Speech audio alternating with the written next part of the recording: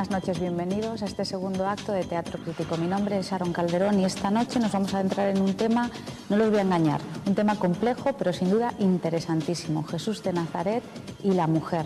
Nos acompañan para charlar sobre este asunto dos hombres y una mujer, y como no queremos ser sexistas vamos a empezar por los hombres. Don Amalio Bayón García, que es sacerdote y profesor de filosofía. Buenas noches.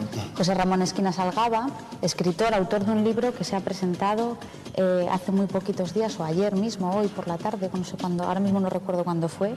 Jesús de Nazaret y su relación con la mujer, una aproximación desde el estudio de género a partir de los evangelios sinópticos. Y doña Amparo Pedregal, que es historiadora y autora de numerosos artículos y colaboradora en numerosos libros sobre cristianismo primitivo, mujer, feminismo, etcétera, etcétera. Buenas noches. Buenas noches, Amparo. Voy a empezar por leerles un párrafo de la Carta Apostólica Mulieris Dignitatem del 15 de agosto de 1988 y quisiera que me lo comentaran. Y dice así: el texto bíblico proporciona bases suficientes para reconocer la igualdad esencial, se refiere al libro de la Génesis, de la igualdad esencial entre el hombre y la mujer desde el punto de vista de su humanidad. Ambos desde el comienzo son personas, a diferencia de los demás seres vivientes del mundo que los circunda. La mujer es otro yo en la humanidad común. Desde el principio aparecen como unidad de los dos, y esto significa la superación de la soledad original, en la que el hombre no encontraba una ayuda que fuese semejante a él. ¿Se trata aquí solamente de la ayuda en orden a la acción, a someter la tierra? Ciertamente se trata de la compañera de la vida con la que el hombre se puede unir como esposa, llegando a ser con ella una sola carne y abandonando por esto a su padre y a su madre. Pues nada, tienen ustedes la palabra. Lo primero que había que matizar es que entiende el texto por esencia, porque no hay una, sino muchas ideas, muchas formas de concebir la esencia. Claro, el texto ya toma toda la tradición cristiana, grecohelenística, y lo plantea de una forma esencial, atemporal, como si siempre hubiera sido así. Para que se consiga llegar a este punto, hemos tenido que tener todo un proceso histórico para que el magisterio pueda plantear esto. ¿Hasta qué punto, por ejemplo, el Jesús histórico podría compartir esto? Pues en principio sería ya difícil que Jesús pensara en categorías griegas o categorías greco-helenísticas porque eran judíos. Entonces, que Jesús pensaba, seguramente, claro, compartía que Dios había creado al hombre y la mujer como una sola carne, eso seguro. Pero la igualdad, plantearla de un modo así esencialista, no estoy yo convencido que lo pudiera haber planteado en estas categorías. ¿Alguien tiene algo que añadir? A mí me parece que el texto, en primer lugar, está referido al libro del Génesis. Por lo tanto, está muy lejos de los planteamientos futuros helenísticos o de cualquier otra índole, ¿no? En segundo lugar, en el texto se hace referencia a una doble lectura. Son las dos fuentes de que habla el libro del Génesis. Una, diríamos, más erudita, donde simplemente se explica la creación en términos de hombre y mujer. Otra, más popular, donde podríamos decir que se recurre pues, a una explicación mítica para hacer comprensible esa igualdad fundamental entre hombre y mujer al ser los dos partícipes de una misma carne o de una identidad, diríamos, de realidad física, incluso corporal, sin necesidad de llegar a planos de esencias o cualquier otra conceptualización de este tipo, ¿no? El Mulieris Dignitatem es un texto importante de la Iglesia contemporánea, y subrayo lo de contemporánea porque me van a permitir, en el fondo, la visión que subyace de hombres y mujeres en ese texto es la misma, básicamente, que está en el Génesis, al que el texto se refiere, la misma que articula la sociedad helenística grecorromana y la misma en la cual se inserta una iglesia contemporánea que produce un texto como ese. Estamos hablando de una sociedad patriarcal. Si reparamos en algunas partes de ese texto que acabas de leer, se concede que hombres y mujeres son personas. Bueno, parece que a estas alturas del siglo XX es buena hora ya de reconocernos esa categoría a las mujeres, ¿no? Pero a pesar de eso, en el texto subyace aquello que destacó con tanta clarividencia en el año 49 Simone de Beauvoir: las mujeres siguen siendo el segundo sexo. Es decir, al final del texto se dice, y entonces se acabó la soledad primigenia y el hombre tendrá una compañera. Subyace esa idea de que la mujer es un ser otro, subsidiario, que el predominante, el determinativo, el que fija lo importante es el varón. Y desde luego que la Iglesia ha contribuido a definir las esencias. El hecho de que todavía se siga hablando de la mujer y no de las mujeres evidencia esa esencia a la que constantemente la sociedad patriarcal en la que tiende a encerrar a las mujeres. Y la Iglesia ha tenido un magnífico papel en esa labor de esencialización y de naturalización de lo femenino. Luego, bien, es positivo que se reconozca que hombres y mujeres son iguales. Quizá ahora solo falta que la praxis de la Iglesia lo demuestre. Bueno, le tengo que decir que el párrafo que les estaba leyendo termina: sed fecundos y multiplicaos y henchid la tierra y sometedla. Esto no podría dar lugar a que estamos definitivamente contextualizando un papel de la mujer definitivamente claro. El mismo de toda la vida. Sí. Nada más que añadir, ¿no? De momento. Lo tiene claro. Antes ha hablado don Amalio de dos interpretaciones o dos vías en el libro del Génesis, y José Ramón Esquinas Algaba hablaba de las interpretaciones simbólicas, o sea, la interpretación simbólica que se le pretende dar ahora a la Biblia para intentar adecuarla, aunque no sé si es el término correcto, a las lecturas feministas actuales. Es decir, bueno, perdona. No, claro, es que el Génesis no habla... leemos el Génesis de categoría griega, pero el Génesis es un libro judío traducido al griego ya bastante tardíamente, que lo que intenta es presentar la etología del mal en el mundo, cuál es la causa pues de los pueblos que rodean a Israel, qué origen tiene. Claro, todos tienen su origen Dios, y también la mujer está, como bien ha dicho la profesora, orgánicamente vinculada al hombre, pero subordinada a ella. Entonces, sí es cierto que nunca en la tradición judio-cristiana, o muy pocos autores, han pensado que la mujer sea un animal inferior al varón, pero siempre ha estado subordinada. Es decir, el clásico tema de si las mujeres tenían alma o no, ese nunca se lo han planteado la tradición cristiana, o si se lo han autores muy marginales. Nunca la tradición cristiana ha dudado que la mujer tenga alma, pero claro, ese no es el problema. El problema es qué papel juega respecto al varón.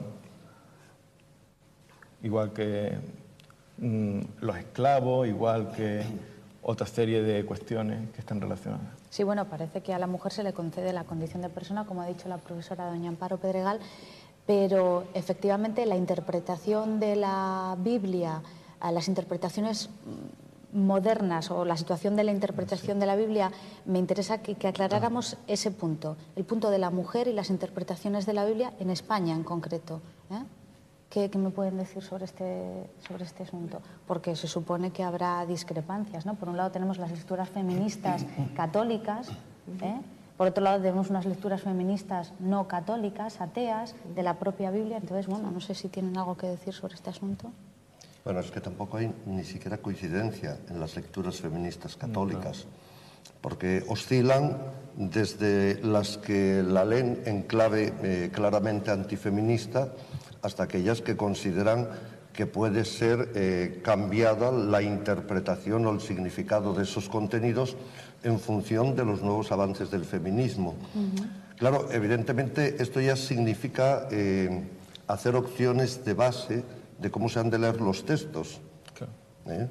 Porque si no se hace una acción de base, evidentemente, o de lo que quiere decir el texto, o de lo que significa, o de lo que era posible decir en aquel momento histórico. Yo me imagino, por ejemplo, en una sociedad patriarcal, si el relato segundo del Génesis, donde se escribe el origen de la mujer a partir del hombre, no se hiciera de una forma mitificada, si resultaría medianamente comprensible para aquella sociedad.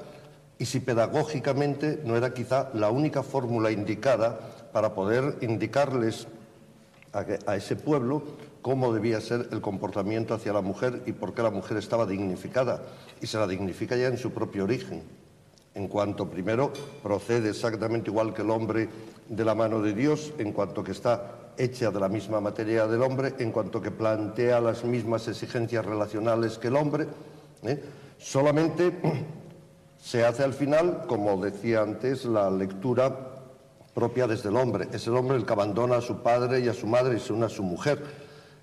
En el tipo de sociedad en el que nos movíamos sería impensable que se hiciera la lectura desde el otro lado. Estaríamos hoy exactamente igual que se protesta desde el feminismo, estaríamos hoy los hombres protestando, porque a la hora de hacer alguna lectura, pues siempre hay que poner una de sujeto que hile la expresión. Pero el contenido básico es un contenido de igualdad. Si nos referimos al texto primero, que es un texto, diríamos, más depurado, más de escuela, simplemente dice, los creó hombre y mujer.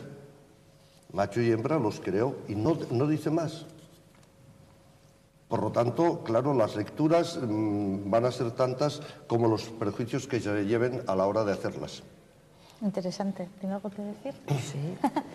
Quizá lo primero es que, bueno, yo soy historiadora y lo que se puede interpretar como un prejuicio, pues para nosotros a veces es simplemente una teoría, una postura entre la historia, ¿no? Quizá lo primero que querría destacar es que de la misma manera que los estudios sobre cristianismo, desde una perspectiva histórica, por tanto aconfesional, es decir, abordar el análisis del cristianismo en tanto en cuanto considerándolo como una religión más de las que surgieron en el contexto del Imperio Romano, eso que hoy nos parece perfectamente lógico, pues no tiene demasiada trayectoria histórica. Quiero decir, yo puedo recordar al profesor Sencroix en el prólogo de la tesis de Dimitri Kirtatas, estoy hablando de la década de los 80, del siglo pasado. El profesor Sencroix es un reconocido materialista histórico, era un reconocido materialista histórico porque ya falleció, que en ese prólogo se congratulaba de que la obra de Kirtatas, un estudio social sobre el cristianismo primitivo, pudiera ser una realidad. Quiero decir que analizar el cristianismo en un plano no confesional y como una religión más en el contexto del Imperio Romano es algo relativamente novedoso. A la par que se hace ese análisis histórico, evidentemente, desde mucho antes se hace un estudio teológico y hasta esas fechas recientes solo esa interpretación teológica era aceptada.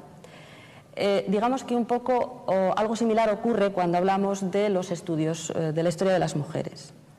Sobre el cristianismo primitivo, ahora mismo están trabajando, de una parte, las historiadoras del mundo antiguo, en este país y en Europa y en el mundo anglosajón, y por otra parte, las teólogas. Las teólogas que parten de los presupuestos, no sé si por alguien podrían ser tildados de prejuicios, pero son planteamientos teóricos de enfoque, de análisis de una realidad. Las teólogas feministas, que las hay y muy buenas en este país, circulan, hasta donde yo conozco, por las líneas trazadas o comparten, digamos así, el planteamiento teórico del feminismo, de la teología feminista que se pueda estar haciendo ahora mismo en Estados Unidos o en Europa. Evidentemente, cuando hablamos de feminismos hay que hablar siempre en plural. Los feminismos son muchos, afortunadamente eso le da riqueza. Como ha dicho mi compañero de mesa, hay muchos feminismos y dentro de la teología hay muchas formas de acercarse o de interpretar la posición de las mujeres. Hay una posición, digamos, tradicional, y luego hay toda una serie de corrientes alternativas, también varias, que no sé si es el momento de entrar ahora en esos detalles, pero que en síntesis se plantean una teología, un estudio de Dios, un estudio del cristianismo desde dentro, es decir, desde una postura confesional, que trate de recuperar la presencia, la importancia, que ponga en valor, digamos así, esa presencia y esa importancia de las mujeres en el cristianismo, y concretamente las teólogas se fijan en los orígenes del cristianismo porque ese es el momento en el que podríamos decir las mujeres han tenido un mayor protagonismo dentro de la Iglesia. Cuando empezó el proceso de patriarcalización, de jerarquización de la Iglesia, estoy hablando del siglo III o IV, finales del segundo, a partir de ese momento el protagonismo que habían tenido las mujeres hasta ahí empieza a decaer. El interés de las teólogas es muy concreto. Es un interés de análisis de esos orígenes, de su credo, de su religión, y persigue también unos fines específicos. Digamos que la coincidencia de las historiadoras con las teólogas sobre este asunto, para mí, está básicamente en el objeto de análisis. Es decir, nosotras también estudiamos el cristianismo primitivo y la relación de las mujeres en ese momento, de la misma manera que estudiamos por qué las mujeres se sienten o se sintieron atraídas por el culto isíaco o por el culto báquico. Es decir, lo que analizamos es el fenómeno de la relación y de las manifestaciones religiosas en las mujeres de la antigüedad. Hasta ahí no tenemos ninguna implicación confesional, quiero decir, científicamente hablando. Después cada cual evidentemente puede tener sus creencias. Pero a mí como historiadora no me interesa o no me mueve la reivindicación, por ejemplo, de que las mujeres puedan llegar a ser sacerdotes de la Iglesia en este momento. Ese no es mi interés como historiadora. Mi interés como historiadora es saber en qué medida, hasta qué punto las mujeres del siglo I de la era y en adelante se sintieron inclinadas hacia el cristianismo. ¿Por qué? ¿Qué papel jugaron en esa religión? ¿Qué margen de maniobra se les dejó? Ese es mi interés. Entonces, claro que hay visiones plurales dentro de la teología y incluso dentro de la teología feminista, y por supuesto hay también teólogas que no comparten en absoluto que se pueda analizar los textos cristianos desde esta postura de la teología feminista. Y desde luego dentro de la historia de las mujeres, que es toda una corriente de investigación con más de 30 años de tradición y de producción científica a sus espaldas, dentro de esa corriente hay historiadoras anglosajonas, francófonas, italianas, españolas, que trabajamos sobre ese tema, ¿no? Y al hacerlo, lo que buscamos es la misma respuesta o perseguimos el mismo objeto científico que, insisto, perseguimos cuando analizamos cualquier otra manifestación religiosa de la antigüedad. Quizá hay una pequeña cuestión a añadir, y es que, de la misma manera que cuando se empezó a estudiar el cristianismo desde una visión histórica a confesional, se pusieron en juego todo aquello que podría ser susceptible de ser considerado documento histórico, y me refiero concretamente no solo a la documentación cristiana canónica, ni a la documentación cristiana apócrifa, sino todo lo que para un historiador o una historiadora es documentación histórica, a saber, testimonios literarios de los contemporáneos del cristianismo, es decir, testimonios judíos, testimonios griegos, testimonios romanos, testimonios epigráficos, testimonios papirológicos, testimonios arqueológicos. Es decir, los historiadores estamos obligados a poner en juego toda la documentación de la que disponemos y no centrarnos solo en por ejemplo, en la información o en la documentación literaria, ¿no? Entonces, hay una coincidencia en el objeto de estudio, pero digamos que el planteamiento teórico de historiadoras y de teólogas difiere, y dentro de cada uno de esos ámbitos también hay diferentes posturas a la hora de acercarse al estudio de la presencia y de la importancia de las mujeres en el cristianismo primitivo. Sí, yo antes quería matizar, sí, por supuesto, cuando hablaba de los prejuicios de lectura, que se refiere estrictamente desde el campo de la teología feminista. No hablo ahora en las consideraciones de la historia, ni de su objeto formal, ni de las coincidencias en el punto de arranque. Me refería a que la Biblia se ha podido abordar desde una lectura de los símbolos, fundamentalmente se hizo. Y de esos símbolos se puede partir del supuesto de que son incompatibles con una igualdad y, por lo tanto, sacar unas consecuencias negativas. Otros, por el contrario, han arrancado de una relectura de los símbolos haciéndolos compatibles con el tema de la igualdad hombre-mujer. Después ha habido otro grupo de autoras que han ido más bien en la línea de la teología, más que en la línea de la pura lectura bíblica. Entonces el campo es muy variado. Claro, cuando se dice, bueno, es que los historiadores desde el siglo pasado ya, y cuando decimos el pasado como fue ayer, tenemos que decir el siglo XX para no confundirnos, es que los primeros movimientos de lecturas feministas de la Biblia, si no estoy mal informado, arrancan en Estados Unidos en el siglo XIX, allá por el año 1890 y pico, lo cual tienen una larga trayectoria de lectura que, diríamos, casi les daría pues un carnet de identidad de cierta tradición frente a estos movimientos a los que aludías que parecían más nacidos como de ayer, ¿no? En segundo lugar, quería que no se mezclara mucho las cuestiones de documentaciones o lecturas o interpretación, porque claro, si empezamos a hacer lecturas ya históricas antes de abordar la Biblia, cuando realmente la Iglesia pasa a ser de nuevo un patriarcado, por qué las mujeres quedan excluidas del sacerdocio y no sé qué más, complicaríamos el tema. Bueno, muchísimo. En orden a poner cierta claridad, debemos ceñirnos un poco a lo que era el principio, ¿no? Tratar la posibilidad de lectura o no de la Biblia. Amparo, ahora te doy el turno de réplica, pero José Ramón quería intervenir. Antes dejamos que intervenga y luego intervienes tú, si te parece. Yo quería hablar sobre los prejuicios porque, claro, nos estamos moviendo, yo creo, desde una perspectiva epistemológica, en el sentido de, bueno, abordamos los documentos con determinados prejuicios, pero eso es igual porque todo el mundo tiene prejuicios a la hora de abordar un texto. El problema no son los prejuicios, que todo el mundo los tiene, los tenemos, sino si esos juicios previos son verdaderos o falsos. Y esto solo se constata en la propia práctica con los documentos, es decir, la propia praxis histórica o teológica con los documentos. El problema está, podemos remontarnos o podemos llegar a estudiar determinada época histórica solamente desde los documentos que tenemos ahora en el presente. Claro, nuestro interés, el interés de los historiadores es explicar el proceso histórico y el momento de discontinuidad.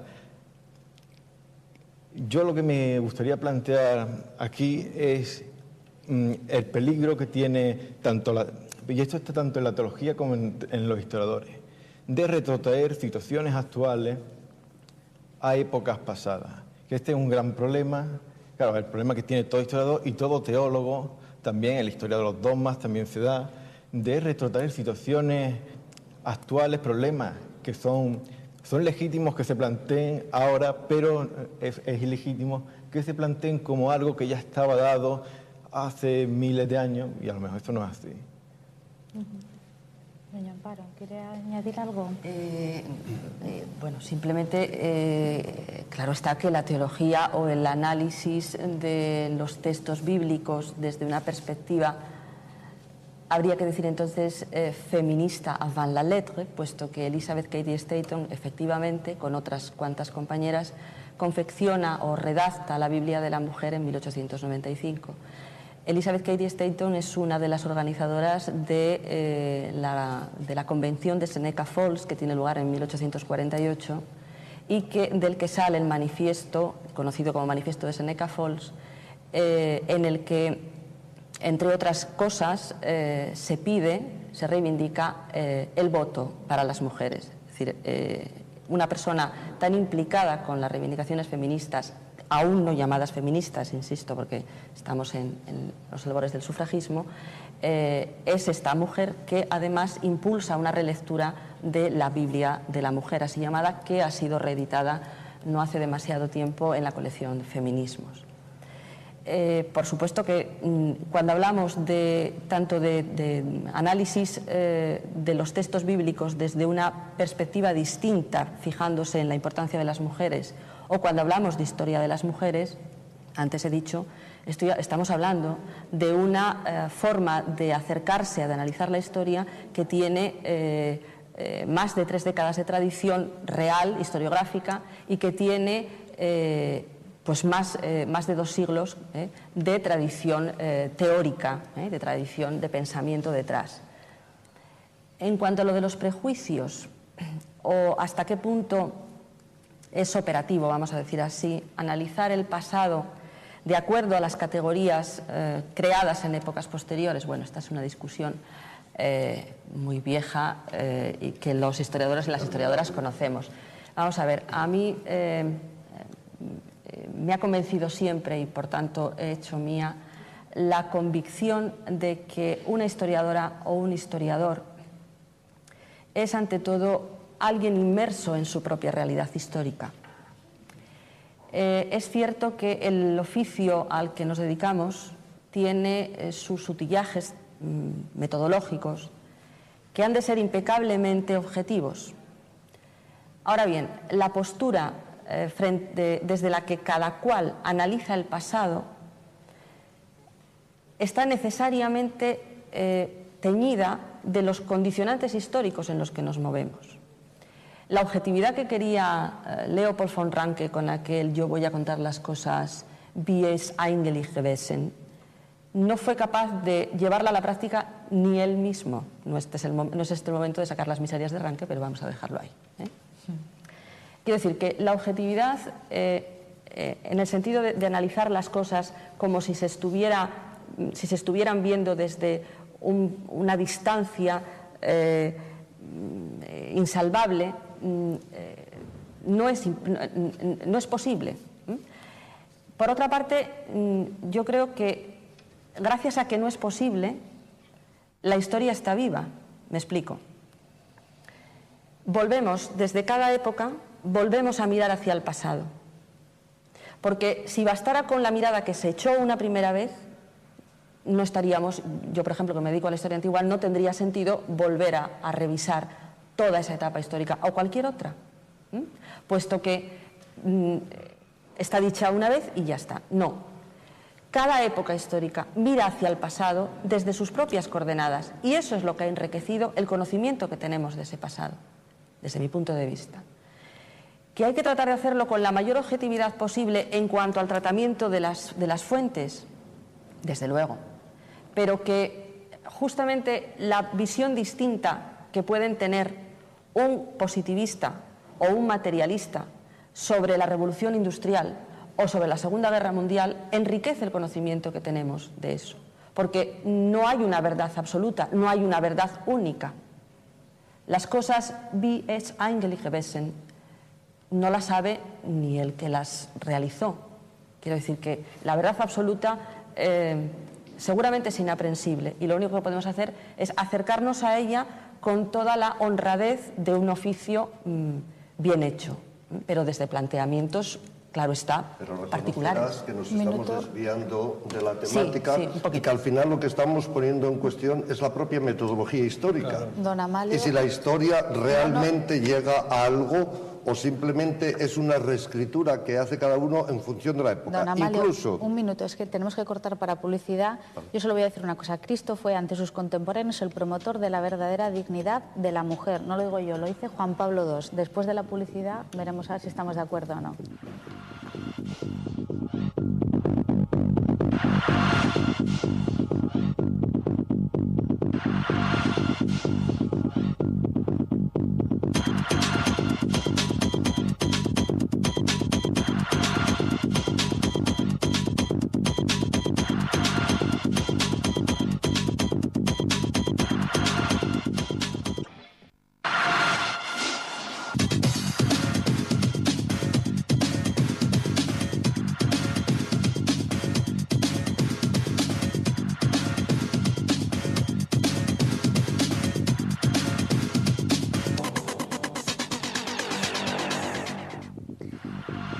buenas noches. Bienvenidos de nuevo a este segundo acto del Teatro Crítico. Nos habíamos quedado antes de ir a la publicidad con una frase, con una oración de Juan Pablo II que dejamos aquí en el aire y que esperamos que algunos de nuestros invitados tengan algo que decir sobre ella. Cristo fue ante sus contemporáneos el promotor de la verdadera dignidad de la mujer.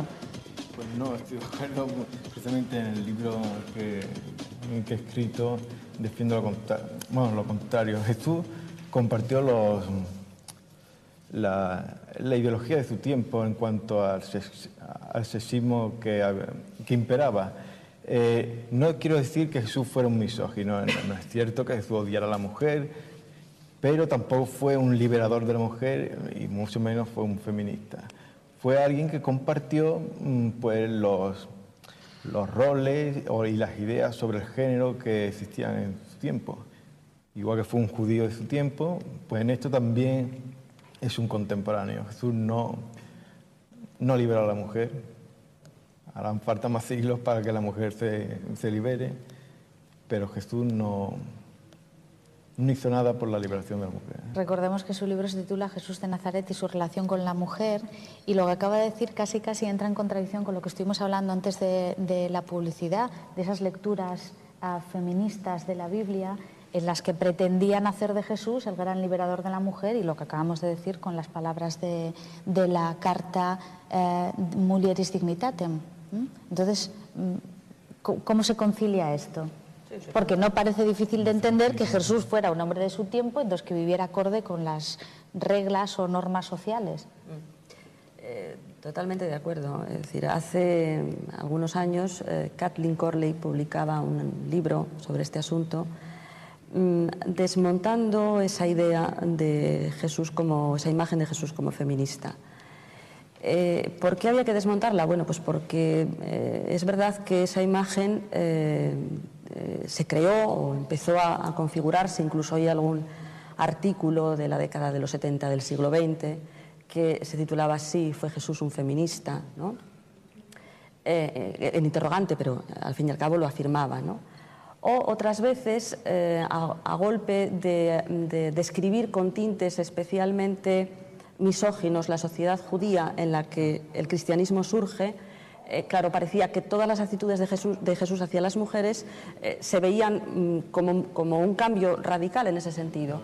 Judith Plaskow, una eminente historiadora feminista y teóloga judía, hace tiempo que también ha desmontado esta parte de la argumentación.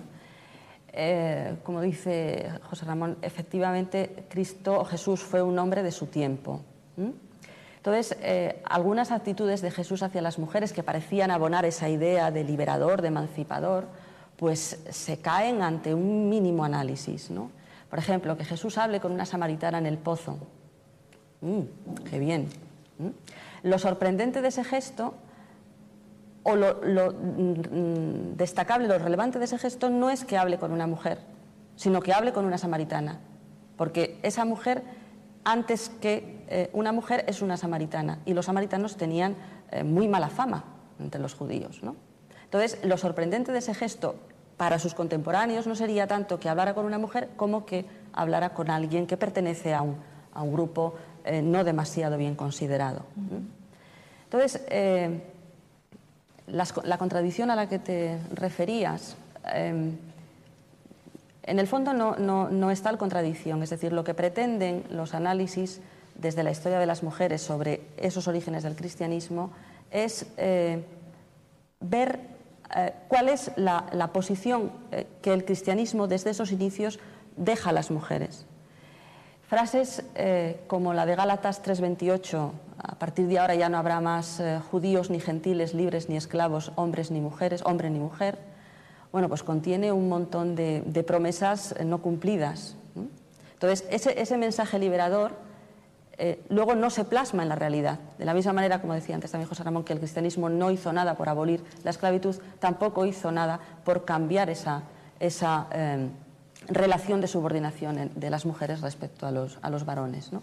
Entonces, lo que sí se advierte, lo que sí se puede poner con claridad sobre la mesa cuando se estudia el cristianismo primitivo desde la perspectiva de la historia de las mujeres, es que las mujeres tuvieron en esas etapas, desde las primeras seguidoras, desde la etapa de las seguidoras de Jesús, un protagonismo que, como decía antes, luego fueron perdiendo paulatinamente. Protagonismo como discípulas de Jesús, protagonismo en la consolidación de las primeras comunidades urbanas a lo largo del imperio, protagonismo que en algunas partes del imperio, en la parte oriental sobre todo, es protagonismo incluso de unas ciertas formas de sacerdocio, como pueden ser las diaconisas, pero que en cuanto se inicia el proceso de patriarcalización de la Iglesia, de jerarquización de la Iglesia, va decayendo. Bueno, pero tú misma entonces parece reconocer que Jesús tenía un mensaje más liberador, sí, que luego no se sigue, luego no es muy coherente con el inicio de la tesis que pretendes defender.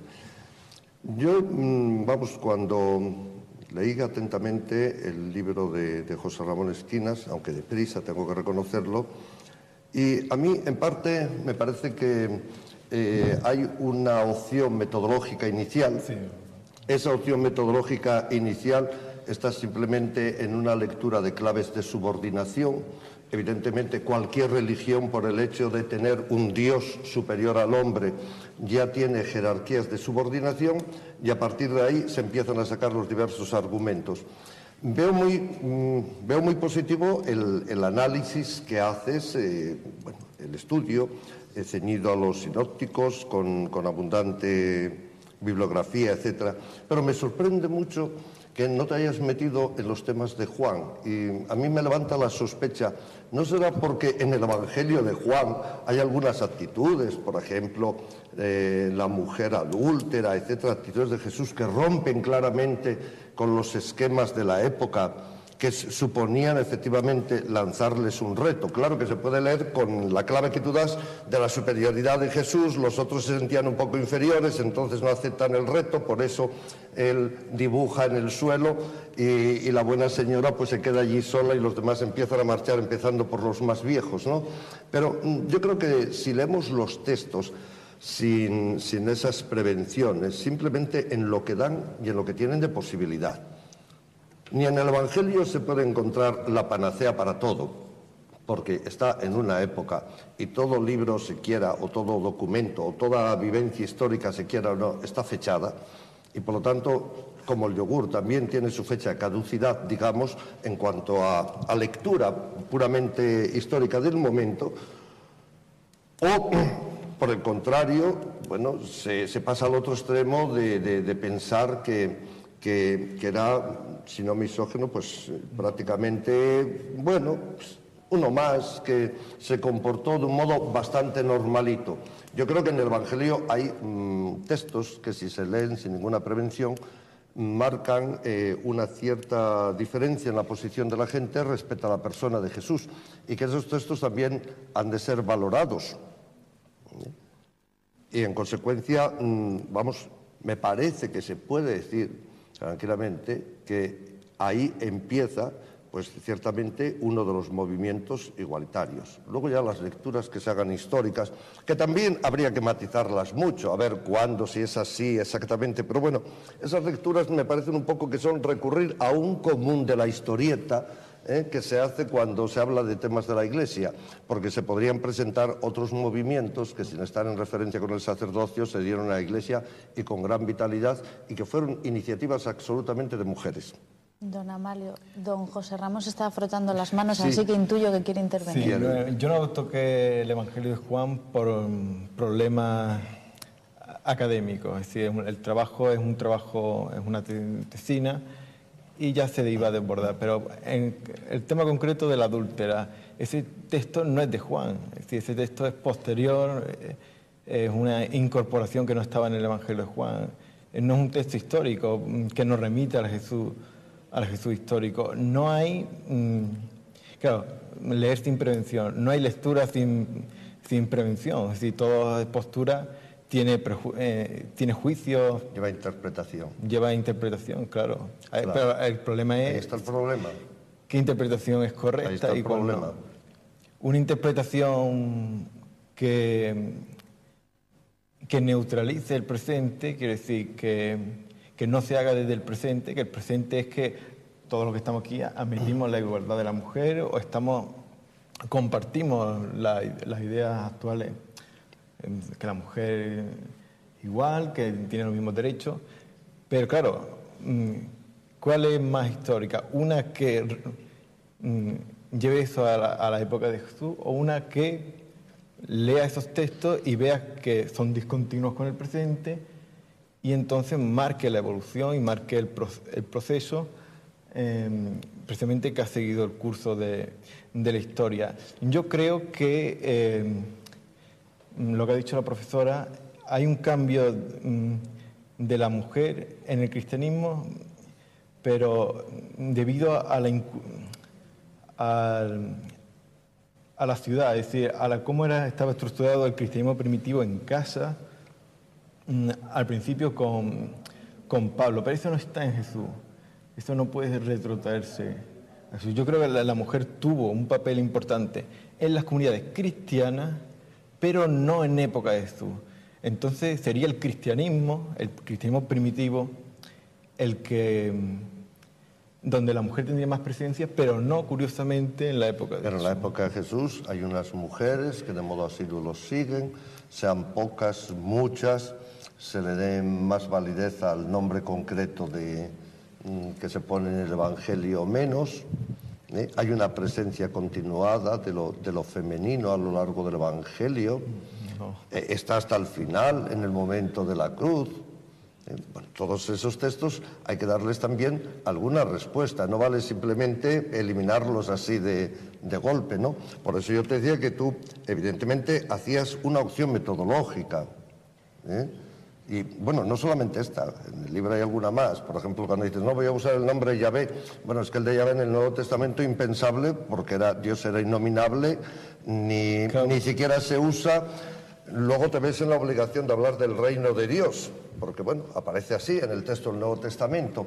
Es decir, las opciones, cuando leemos atentamente los libros, yo creo que en todos, sean de un signo, sean de otro, encontramos siempre esa posibilidad también de meter las pequeñas zancadillas, porque los argumentos de las premisas que ponemos no se siguen tan lógicamente como parece las conclusiones, ¿no?, que sacamos. De todas formas, don Amalio, y que José Ramón y Amparo me corrijan, usted habla de la presencia de la mujer a lo largo de la vida de Jesús de Nazaret, incluso, desde el primer momento, incluso cuando llegamos a la crucifixión. Yo creo que aquí no se está hablando de la presencia real de las mujeres, sino del papel o el rol que cumplen esas mujeres a lo largo de la vida de Jesús de Nazaret. Pero es que no era normal, sino que me corrija el que ha estudiado más profundamente esto, que en una sociedad como la judía las mujeres formaran parte del grupo que seguían a un determinado maestro. No sé si hay experiencias de muchas más. Sí, es normal. Esto está, lo ha dicho la profesora, son precisamente historiadoras judías las que y judíos, profesores judíos actuales, los que están poniendo en cuestión esa imagen del judaísmo tan misógina. Es decir, las mujeres tenían papel, por ejemplo. Se saben maestros que tenían discípulas aparte de Jesús. Entonces la situación de la mujer en la Palestina del siglo I no es tan oscuro como a veces se ha planteado, precisamente se oscurece el judaísmo para iluminar la figura de Jesús. Pero había un rol fundamentalmente doméstico que en principio entra en contradicción con ese rol, diríamos, itinerante, sin más, como actitud del discipulado, sin profundizar ya en más cosas. Luego los contenidos concretos a que aludíamos, no sé, en algunos tanto de las... Claro, pero los textos donde eso... De las parábolas que tú lees en la forma realmente que tiene que cuadrar con el guión previo que estableciste, o en los textos también en los que se refieren a los signos o milagros, le hace la expresión milagro como se quiera, o en otros momentos también de la vida concreta. La misma lectura que haces de la samaritana, bueno, es que la samaritana, por ser samaritana, por ser mujer y por los condicionantes que tenía en su propia vida, pues realmente diríamos hoy que era una compañía poco aconsejable. Hacer eso en ese tipo de sociedad, yo creo que significa lanzar un reto al resto de los hombres, me parece a mí. Evidentemente, sí. Entonces, tendríamos que reconocer ciertos valores que no pueden, claro, no pueden salirse totalmente del momento histórico, porque eso sería otra especie de esencialismo, ¿no? El que una persona apareciera ahí que desborda todas las posibilidades de lectura e interpretación de sus coetáneos sería un perfecto incomprendido. Doña Amparo, ¿quería usted intervenir? Sí, vamos a ver. Cuando yo me refería a lo de la Samaritana, al episodio de la Samaritana, creía haber dejado claro que lo relevante o lo rompedor o el gesto de rebeldía de Jesús en ese momento no es por hablar con una mujer exclusivamente, sino porque esa mujer está ya marcada como alguien no deseable por su ascendencia, digamos así, ¿no? Claro que hay mujeres al lado de Jesús, claro que las hay. Claro que hay mujeres que aparecen con nombre, y solo una aparece con nombre y apellidos, digamos así, que es María de Magdala. Me voy a referir a ella como María de Magdala para no confundirla con María Magdalena, que es otra cuestión. Yo me voy a referir a María de Magdala como personaje histórico. María de Magdala aparece en la vida de Jesús en todos los momentos importantes de la vida de Jesús. Le sigue, está con él en la crucifixión. Cuando sus discípulos están encerrados en casa, una vez que él ha sido enterrado, ella es la única que va al sepulcro a comprobar la verdad de lo que su maestro les ha dicho. Y esta imagen es especialmente interesante porque en la sociedad judía y en la sociedad gentil grecorromana de ese momento, el espacio doméstico, el cerrado detrás de las puertas de casa, ese es el espacio de las mujeres, y el espacio público el de los hombres. Y aquí tenemos una imagen que justamente invierte esos papeles. Me parece relevante señalarlo, ¿no? Porque es el epítome de lo que María de Magdala significa en otros sentidos más importantes. Claro que ella está al lado de Jesús. Claro que esa proximidad de María de Magdala con Jesús se pone clarísimamente de relieve y de manifiesto si abrimos el espectro y además de leer los sinópticos, leemos los apócrifos o los evangelios gnósticos. El Evangelio de María, las grandes preguntas de María, las pequeñas preguntas de María, la Pistisofía, todos esos textos que no forman parte del canon de la Iglesia, pero que son paralelos en el tiempo o relatan el tiempo histórico paralelo o coetáneo, en parte al menos, de los sinópticos, y en los que María de Magdala tiene el papel que los sinópticos le atribuyen a Pedro. Claro que todo eso ocurre, pero también ocurre que cuando después de Pentecostés se plantea elegir a los, ahora no ya discípulos, sino apóstoles, los que van a ir a contar la verdad de Jesús por el mundo, María de Magdala, que cumple todos los requisitos que tienen los demás, sin embargo, es apartada de esa función. Y, como decía antes José Ramón, es en la génesis de esos primeros núcleos de comunidades cristianas donde las mujeres tienen un papel predominante. Basta con leerse a Celso, al filósofo pagano, para darse cuenta hasta qué punto los paganos, los romanos, veían el peligro que representaba la difusión del cristianismo en el ámbito doméstico. Celso repite montones de veces que los cristianos no tienen predicamento más que entre los iletrados, entre los incultos y entre las mujerzuelas, entendida este término en el sentido de mujeres sin formación. Pero, desgraciadamente, el cristianismo no prende solo en las mujeres sin formación. Es evidente que entre los no formados del imperio las mujeres serían legión, como desgraciadamente sigue ocurriendo. La feminización de la pobreza y del analfabetismo es algo que no hemos conseguido superar.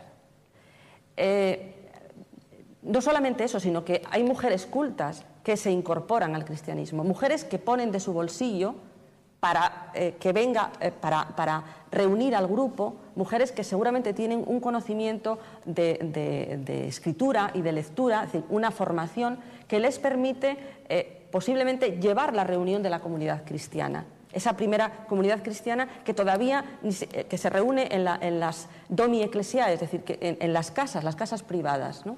Sabemos a través de los textos de los propios apóstoles, de muchos, tanto de los textos canónicos, otra vez insisto, como de los evangelios o de los hechos apócrifos de los apóstoles, la importancia, el protagonismo que las mujeres tuvieron en la creación de esas primeras comunidades cristianas y, por tanto, en el afianzamiento de la de la difusión del cristianismo, puesto que el apóstol itinerante llega a una ciudad, hace su prédica, se alberga en casa de alguien que le ofrece su casa, que puede ser a veces un matrimonio, pero otras veces una mujer, y una vez que ha hecho su prédica, que ha sembrado la semilla, digamos así, abandona la ciudad.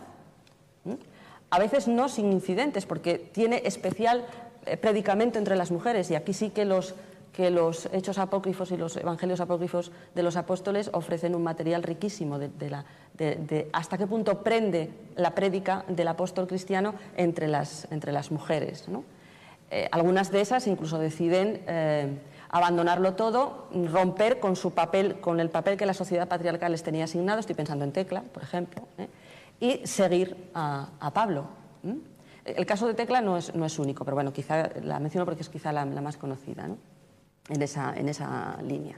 Entonces, claro que las mujeres fueron importantes en esa primera etapa. Cuando se analiza esa etapa del cristianismo primitivo desde un planteamiento histórico, insisto, absolutamente riguroso, de la misma manera y con los mismos instrumentos metodológicos y con la misma objetividad de tratamiento de las fuentes que estudiamos la presencia de las mujeres en el movimiento isíaco o en el movimiento báquico, No se trata de hacer historietas a costa de nada, y desde luego para un historiador o para una historiadora tan serio es hacer historia de las religiones, de cualquiera de las religiones, como hacer historia de los avances o de los cambios políticos, ¿no? Es decir, sí, pero no se puede retrotraer lo que viene en los apócrifos a la época de Jesús. Realmente hay poco de los apócrifos que nos pueda ayudar a la hora de trabajar con la figura de Jesús de Nazaret. El Nuevo Testamento, los sinópticos mayormente siguen siendo la clave por su antigüedad para entender a la figura de Jesús. Por ejemplo, los 12 apóstoles, históricamente Jesús eligió a 12 apóstoles y seguramente Pedro era el principal. Esto lo admiten teólogos, historiadores de muchas corrientes. Y